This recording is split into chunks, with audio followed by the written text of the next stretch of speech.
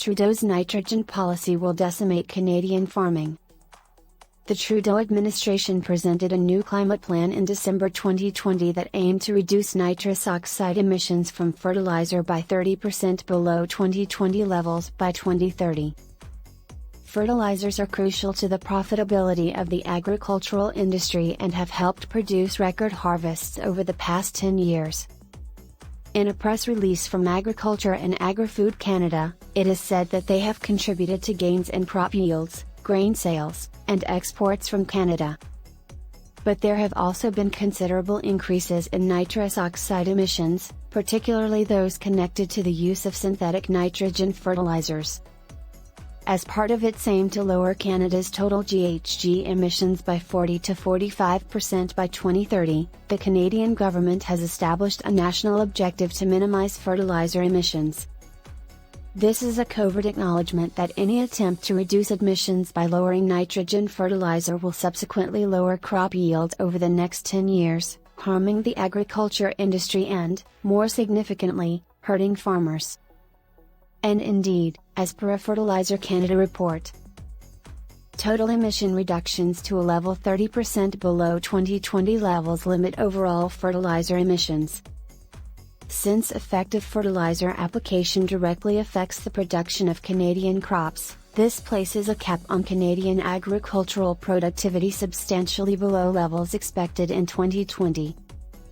A farmer with 1,000 acres of canola and 1,000 acres of wheat who reduces emissions by 30% in absolute terms will see a profit reduction of $38,000 to $40,500 per year, according to estimates. Farmers in Western Canada planted canola on over 20.8 million acres in 2020.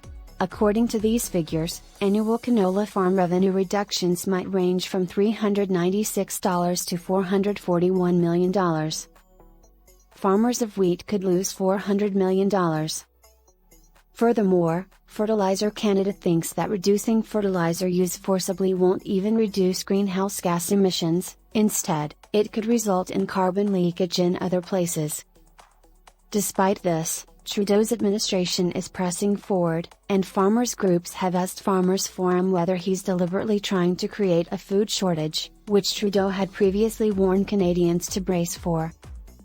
We've seen huge disruptions of supply chains around the world, from the worldwide pandemic to the war in Ukraine, leading to higher prices for consumers and democracies like ours, as well as severe and forecasted shortages of food and energy in various parts of the world, Trudeau said. Because of the war and the pandemic's recovery, he said, this is going to be a challenging moment. Additionally, Canadians will support one another as we always have. Of course, Trudeau's administration isn't just concerned with cutting nitrogen emissions from fertilizer, which are essential to the farm sector's capacity to survive. Trudeau's climate policy has had a severe effect on every aspect of the economy. On April 1, Trudeau made the decision to increase the carbon tax by an additional 25% on the same day he granted himself a raise, which led to a general increase in prices. In a piece for the Counter-Signal at the time, Alberta MP Shannon Stubbs stated the following. While Canadians are experiencing a greater than ever struggle due to skyrocketing prices for necessities like food, fuel, heating, and housing, the Liberal government is raising the tax on everything that contains carbon.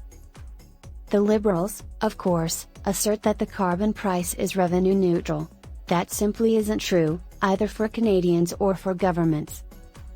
The GST collected on carbon taxes is estimated by the independent, nonpartisan Parliamentary Budget Officer to be more than $200 million annually, all of which goes directly to the government's coffers. The Conservatives tried to abolish this tax on tax in the past, but the Liberals stood their ground. Gas prices have increased to nearly $2 per litre across Canada since the carbon tax was increased, with one Liberal candidate claiming that the bright lining is that Canadians will be priced out of driving. And like other issues plaguing our failing economy, Trudeau doesn't seem to be doing much to address them, which is understandable given how frequently he is the cause. Thanks for watching. Please consider subscribing to the channel.